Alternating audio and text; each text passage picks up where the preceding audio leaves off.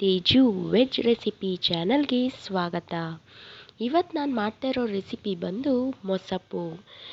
ಈ ರೆಸಿಪಿನ ಹೇಗೆ ಮಾಡೋದು, ಇದಕ್ಕೆ ಬೇಕಾಗಿರುವಂಥ ಇಂಗ್ರೀಡಿಯೆಂಟ್ಸ್ಗಳು ಏನು ಅನ್ನೋದನ್ನು ನೋಡ್ಕೊಂಬರೋಣ ಬನ್ನಿ.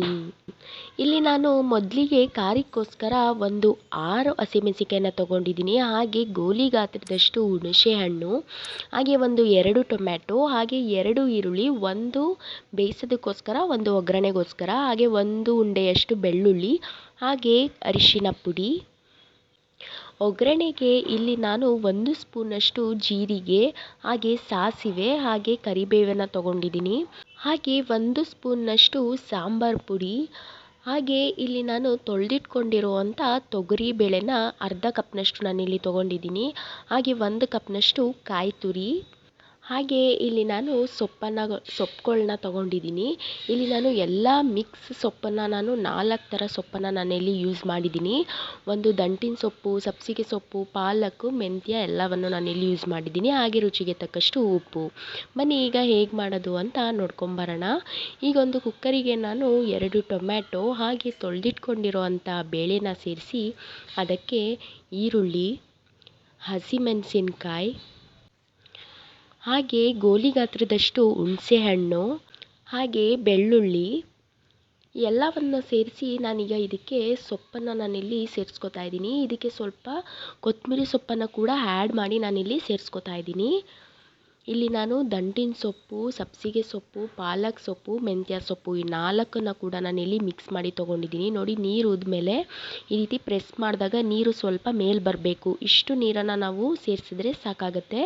ಈಗ ಕುಕ್ಕರ್ ಲಿಡ್ಡನ್ನು ಮುಚ್ಚಿ ನಾನೊಂದು 3 ವಿಷಲ್ ಕೂಗಿಸ್ಕೊಬರ್ತೀನಿ. ಈಗ ನೋಡಿ 3 ವಿಷಲ್ ಆಗಿದೆ. ನೋಡಿಲಿ, ಈಗ ನಾನು ಸೊಪ್ಪು ಮತ್ತು ನೀರನ್ನು ಸಪ್ರೇಟಾಗಿ ಎತ್ತಿಟ್ಕೊಂಡಿದ್ದೀನಿ. ಈಗ ಒಂದು ಮಿಕ್ಸಿ ಜಾರ್ಗೆ ನಾನು ತೆಂಗಿನಕಾಯಿ ತುರಿ, ಹಾಗೆ ಮನೇಲೇ ಮಾಡಿರೋವಂಥ ಸಾಂಬಾರು ಪುಡಿನ ಸೇರಿಸಿ ಅದಕ್ಕೆ ಸ್ವಲ್ಪ ಬೇಯಿಸಿಟ್ಕೊಂಡಿರೋವಂಥ ಸೊಪ್ಪನ್ನು ಸೇರಿಸಿ ನುಣ್ಣಗೆ ನಾನಿಲ್ಲಿ ರುಬ್ಕೊಬರ್ತೀನಿ.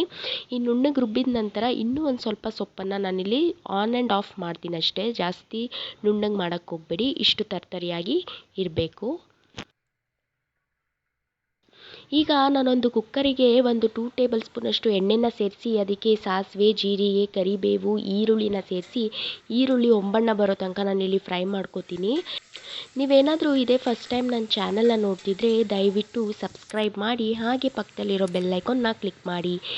ಸೊಪ್ಪು ಬೇಯಿಸಿರೋ ಅಂಥ ನೀರನ್ನು ನಾನಿಲ್ಲಿ ಸ್ವಲ್ಪ ಸೇರಿಸ್ಕೊಂಡು ಇದಕ್ಕೆ ನಾನು ರುಬ್ಬಿಟ್ಕೊಂಡಿರೋವಂಥ ಸೊಪ್ಪನ್ನು ನಾನಿಲ್ಲಿ ಸೇರಿಸಿ ಸಾಂಬಾರು ತಿಕ್ನೆಸ್ಸಿಗೆ ಎಷ್ಟು ನೀರು ಬೇಕೋ ಅಷ್ಟು ನೀರನ್ನು ನಾನಿಲ್ಲಿ ಸೇರಿಸ್ಕೊಂಡಿದ್ದೀನಿ.